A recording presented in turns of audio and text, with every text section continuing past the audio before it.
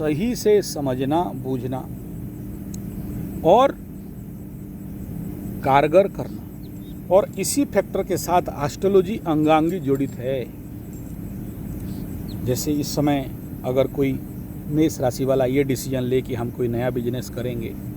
नया स्टार्टअप लेंगे, तो उसके लिए तो सबसे बड़ा नेगेटिव डिसीजन होगा, लेकिन लेगा ज़रूर, लेकिन नॉन इन्वेस्टनल टेक्निकल ट्रेनिंग बेस टारगेट को लिया जा सकता है, ताकि 7.5 ख़त्म होते होते या 7.5 का मध्य ढैया आते आते उसके पास बहुत सारे काम खुद का रहेगा और 10 आदमी के लिए भी उसके पास काम रहेगा, और उस समय उसके पास पैसा का फ्लो आता रहेगा। यानी ले दे के 2.5 साल से 3 साल तक का टाइम पीरियड है जो नेगेटिव हो सकता है। हमेशा तो नहीं जाएगा, क्योंकि 7.5 में बहुत सारे लोगों को उन्नति करते हुए देखा हूँ, प्रमोशन पाते हुए देखा हूँ, और जो नहीं होने वाला चीज़ वो भी होते हुए देखा हूँ। लेकिन उसी का होता है ना जो मेहनत करता है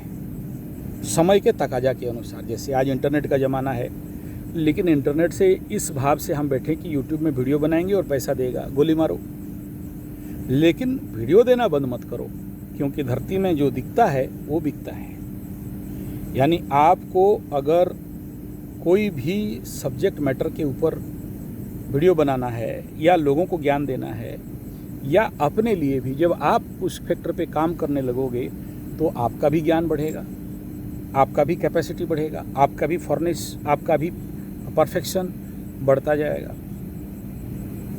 तभी जब आप उस परफेक्शनल लेवल पे पहुंच जाओगे तो 10 लोग मेरे पास आज जैसे लोग आते हैं कि यूट्यूब में हमें भी करना है गुरुजी, हमें भी लाइन अप कराओ, हमें भी सिखाओ। मैं बोलता हूँ पैसा के लिए तो मत आओ,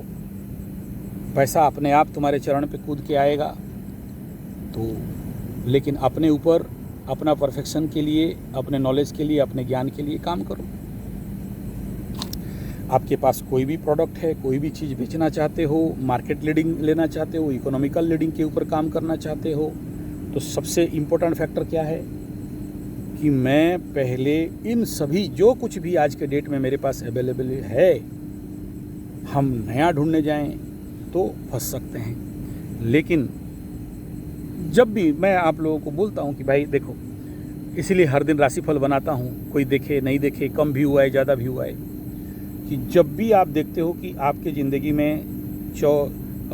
छठा चंद्रमा, तृतीय चंद्रमा जिस राशि के दिन आ रहा है, दशम और एकादश का चंद्रमा जिस समय आ रहा है, तब आप रिस्क लेके कोई भी कार्य के लिए भरकर आगे बढ़ो, सफलता आपके चरण में रहेगा। लेकिन नेगेटिव डेज जो महीना में चौथा चंद्रमा, पंचम चंद्रमा, द्वादश चंद्रमा, अष्टम चंद्रमा, ऐसे में अगर कोई काम के लिए आगे बढ़ते हो तो आपके लिए फेलियर का सामना करेगा और मायूस हताश हो जाओगे, और आप भी लॉस में रहोगे, दूसरा भी लॉस में रहेंगे। ऐसा ही जिस समय बोल दिया कि भाई देखो आज आपका राशि दग्ध राशि में जा रहा है, प्रतिपदा से लेके षष्ठी तक ये राशि दग्धा में है, इस समय आपके पास खुद का ऊर्जा कम रहेगा, तो आप दूसरे को क्या लीड करोगे, आप तो खुद फंसे हुए रहोगे। ऐसा ही घात तिथि है, घात बार है, तो उस कंडीशन पे अगर आप कोई भी बड़ा निर्णय या बड़ा काम लेना चाहते हो, या किसी भी प्रकार का राहु काल के अंदर आप कोई भी काम का स्टार्टिंग कर रहे हो या मीटिंग कर रहे हो, तो